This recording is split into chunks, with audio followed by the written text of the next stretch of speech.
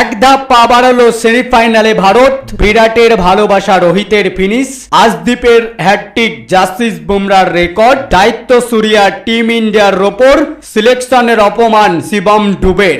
এবার কি টিম ইন্ডিয়ার ভাবনার চোখে পড়বে টিম ইন্ডিয়ার ব্যাটিং অর্ডার নিয়ে? এবং সত্যিকারে কি team India batting order selection ঠিকঠাক করেছিল 2024 টি-20 বিশ্বকাপের জন্য? শক্তিশালী বোলিং লাইনের সামনে সেটাই আরো একবার প্রমাণ হতে চলেছে হয়তো 2024 টি-20 বিশ্বকাপে অস্ট্রেলিয়ার সঙ্গে সুপার 8-এর ম্যাচটাই। হ্যাঁ, আমি কথা বলছি team India versus Afghanistan super 8-এর ফার্স্ট ম্যাচ যেটা হয়ে গেল, সেই ম্যাচটার বিস্তারিত হাইলাইটসটাই তোমাদেরকে জানাবো। চলো সম্পূর্ণ ভিডিওটা দেখতে থাকো, আর এখনো যারা চ্যানেলটি সাবস্ক্রাইব করে আমাদের সঙ্গে থাকো।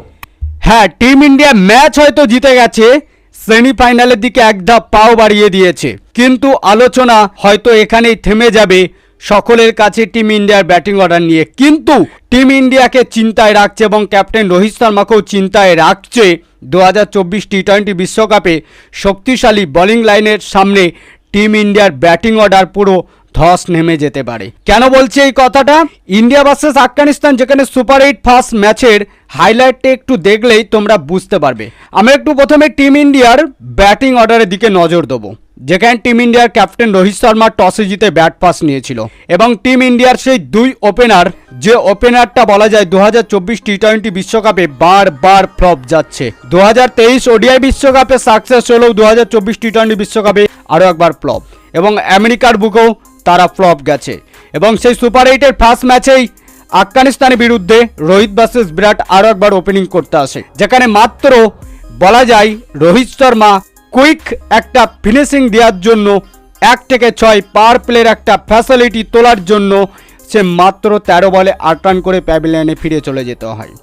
এবং বিরাটের ভালোবাসা আমি কেন বলছিলাম, কারণ বিরাটকে আমরা দেখেছি 3-3টে ম্যাচে সে হচ্ছে সিঙ্গেল ডিজিট স্কোরে ছিল, এবং সেই জায়গাটিকে হয়তো ভালোবাসে বলে এবং ভীষণভাবে চেষ্টা করে কিং কোহলি ডবল ডিজিট রেটে পৌঁছেছে, এবং এই দিন 24 বলে 24 করেছে, অর্থাৎ বল আর রান পুরো ইজিক্যাল রেখেছে বিরাট কোহলি।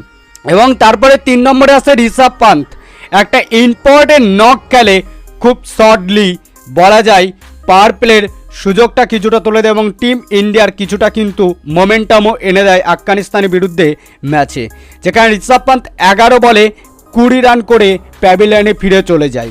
এবং তারপরে সূর্যা, যার কথা আমি বলছিলাম দায়িত্ব সূর্যার, হ্যাঁ দায়িত্ব সূর্যারটা বলার আগে বলতে হবে শিবম ডুবে, যাকে টিম ইন্ডিয়া সিলেকশন করেছিল 2024 আইপিএল থেকে, এবং সেই স্পিনারদের সামনে যেরকম ভয়ঙ্কর ব্যাট করছিল, আরও একবার বলা যায় সিলেকশনদেরকে অপমান করলো সেই শিবম ডুবে। তার ব্যাট থেকে যেরকম পারফরমেন্স আশা করেছিল টিম ইন্ডিয়া সিলেকশনরা, সেরকম কিন্তু দিতে আরও একবার ব্যর্থ সুপার 8-এর প্রথম ম্যাচ, এবং এই নিয়ে 4 নম্বর ম্যাচে শিবম ডুবে কিন্তু ফ্লপ। এবং শিবম ডুবে এই দিন মাত্র 7 রান করে 10 বলে, এবং শিবম ডুবে প্যাভিলিয়নে ফিরে যায়। এবং তারপরে ইম্পর্টেন্ট একটা পার্টনারশিপ শুরু হয় হার্দিক পান্ডিয়া এবং সূর্যা। হ্যাঁ, আমি প্রথমেই তোমাদেরকে বলছিলাম যেখানে হচ্ছে দায়িত্ব সূর্যা টিম ইন্ডিয়ার ওপর, এবং সেই দায়িত্বলেই সূর্যা একটা ক্লাসিক্যাল ইনিংস খেললো, হয়তো এই ইনিংস না খেললে টিম ইন্ডিয়ার স্কোরটা একটা লং জায়গায় পৌঁছাতো না, এবং টিম ইন্ডিয়ার বোলিং অর্ডার তাহলে ফাইটটা করতে পারতো না, হয়তো আফগানিস্তান সুপার 8-এর প্রথম ম্যাচটা টিম ইন্ডিয়ার বিরুদ্ধে জিতেই যেত। যেখানে সূর্যা 28 বলে 53 রান করে, 5টা 4 ও 3টে ছক্কা মারে, একটা ইম্পর্টেন্ট ইনিংস খেলে সূর্যকুমার যাদব। এবং অপরদিকে হার্দিক পান্ডিয়ার, তারও ইনিংসটা ভুলে গেলে চলবে না, সূর্যার সঙ্গে জুটি বেঁধে সেও কিন্তু 24 বলে 32 রানের একটা ইনিংস খেলে, যেখানে 3টে 4 ও 2টো ছক্কা মারে। এরপর রবীন্দ্র জাডেজা, যে রবীন্দ্র জাডেজা ভীষণ ভালো খেলে থাকে টিম ইন্ডিয়ার হয়ে, এবং টিম ইন্ডিয়ার হয়ে সে কিন্তু সেভাবে কিছুই করতে পারেনি এখনও পর্যন্ত 2024 টি-20 বিশ্বকাপে, এবং সেও মাত্র 5 বলে 7 রান করে প্যাভিলিয়নে ফিরে চলে যায়। এবং অপরদিকে অক্ষর, যে হচ্ছে রবীন্দ্র জাডেজার চেয়েও ভালো খেলছে, তাহলে সে একটু আশা করেই এক ধাপ আগে ব্যাটিং করার জন্য, এবং বলা যায় 7 নম্বরে কিন্তু অক্ষরকে ব্যাটিং করানো যেতে পারে, এবং 8 নম্বরে কিন্তু রবীন্দ্র জাডেজাকে নিয়ে আসা যেতে পারে, কারণ সে একটা ইম্পর্টেন্ট ইনিংস খেলে দিয়ে যায়, ফিনিশিং একটা দারুণ দিয়ে যায়, কারণ ফিনিশার যারা হয় তারা এরকমই একটা রোল প্লে করবে, এবং রবীন্দ্র জাডেজার চেয়ে অক্ষর এই মুহূর্তে একটা ভালো ফিনিশিং করছে, কারণ সে 6 বলে 12 রানের একটা দুর্দান্ত ফিনিশ দিয়ে যায়, রবীন্দ্র জাডেজার চেয়েও একটা বেটার ফিনিশিং দিয়ে যায়।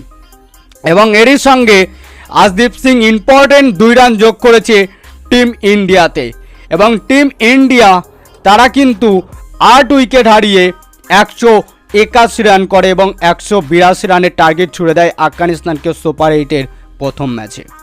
এবং জবাবে আফগানিস্তান ব্যাট করতে নামে, এবং আফগানিস্তান ব্যাট করতে নেমে যেখানে টিম ইন্ডিয়ার বোলিং অর্ডারের পারফরমেন্স তো বলবো, কিন্তু তার আগে গুরবাজ যেরকম শুরু করেছিল, গুরবাজ যেরকম ব্যাটিং করছিল, মনে হচ্ছিল গুরবাজকে আউট না করতে পারলে টিম ইন্ডিয়া হয়তো সবচেয়ে দুশ্চিন্তায় পড়বে। এবং সেই গুরবাজের উইকেটটাই প্রথম এসে নেয় কিন্তু জাসপ্রীত বুমরা, এবং জাসপ্রীত বুমরা একটা অনবদ্য স্পেলিং করেছে এই ম্যাচের জন্য এবং রেকর্ড করলো। মনে হচ্ছে যেন ভাই সে টেস্টে বল করছে। কেন বলছি,